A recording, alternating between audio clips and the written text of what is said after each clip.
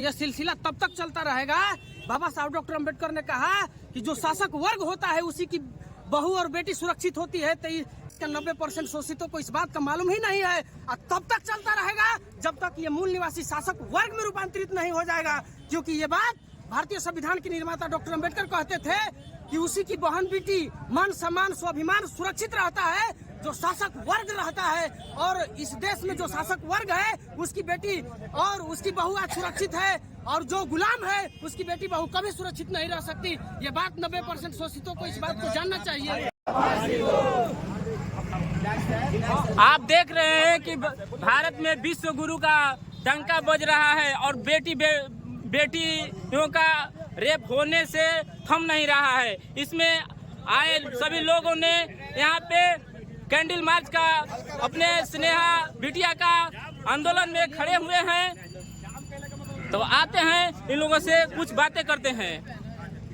साथियों, स्नेहा के सम्मान में श्रद्धांजलि में हम लोग आज कैंडल मार्च नुआव के प्रखंड में निकाले हैं। थोड़ा बात और इस देश में इस देश का जो सरकार जो चला रहे हैं योगी और मोदी, उनका नारा एकदम गलत साबित हो रहा है। एक तरफ प्रचार हो रहा है बेटी पढ़ाओ और बेटी बचाओ, और एक तरफ बेटियों के ऊपर रेप और बलात्कार थम नहीं रहा है। और इस देश में उसका साथ और सहयोग देने वाला प्रचार कर रहा है दिन रात कि देश को विश्व गुरु बनाएंगे। इस देश का हुक्मरान विदेश में जाकर के और कह रहे हैं कि इस देश को विश्व गुरु बनाएंगे।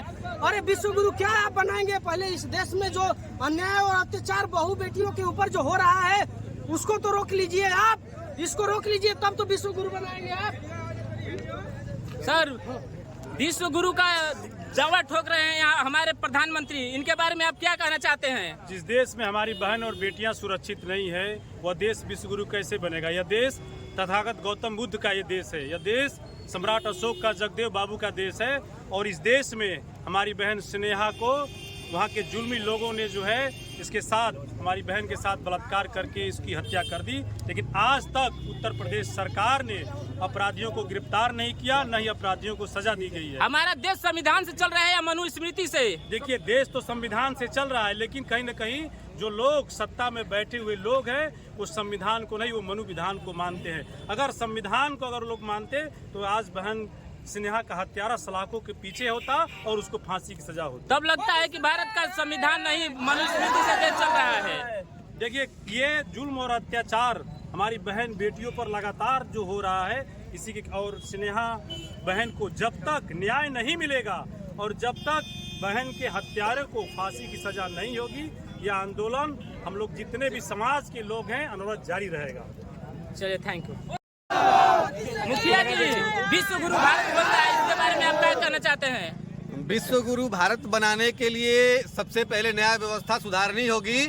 और न्याय व्यवस्था की स्थिति ये है कि बहन बेटियों का रेप होता है, ये तो अलग है। रेप होने के बाद उनको जिंदा जला दिया जाता है, दफना दिया जाता है और घरों में जो ले जाके मार दिया जाता है। तो उस देश को विश्व गुरु कैसे बनाया जा सकता है? इसलिए हम चाहेंगे कि पूरे देश से, एक एक गांव से, हर एक मोहल्ले से आवाज बुलंद हो कि बहन बेटियों पर अत्याचार हो तो उसकी जो है कड़ी से कड़ी निंदा की जाए और वैसे दोषियों को जो फांसी की सजा दी जाए। ऐसा सिलसिला कब तक चलता रहेगा भारत में? जब तक जो है आम जमीन से लोग उठ करके, जाति पाति से हट करके, धर्म से हट करके लोग आंदोलन करना नहीं शुरू करेंगे और सरकार की ईंट सीट नहीं बजाना शुरू कर देंगे, तब तक ऐसा होता रहेगा।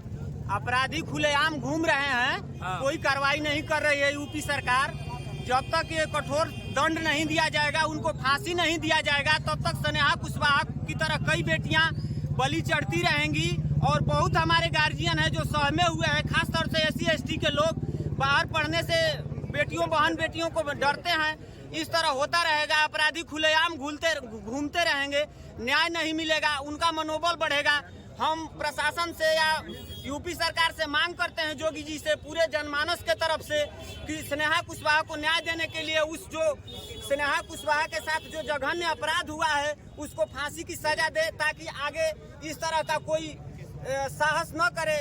इसमें कौन लगता है कि इसमें कौन होगा आरोपी? सबसे बड़ा दोषी तो सरकार है और पुलिस प्रशासन वहाँ की है। ये इन लोगों ने उनको बख्शा है और वैसे इन लोगों पर जो है कार्रवाई होनी चाहिए। ये सिलसिला कब तक चलता रहेगा?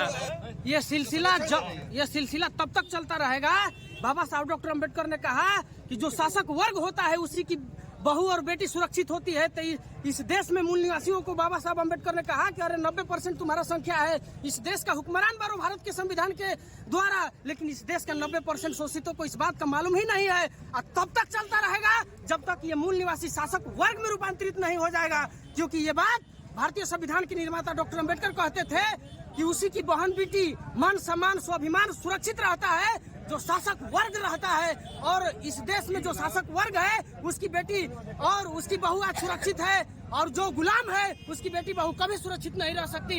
ये बात 90% शोषितों को इस बात को जानना चाहिए। अपनी प्रतिक्रिया अपने कमेंट बॉक्स में लिखें और चैनल को ज़्यादा से ज़्यादा सब्सक्राइब करें, लाइक करें कि आप तक सब आवाज़ को बुलंद कर सकें।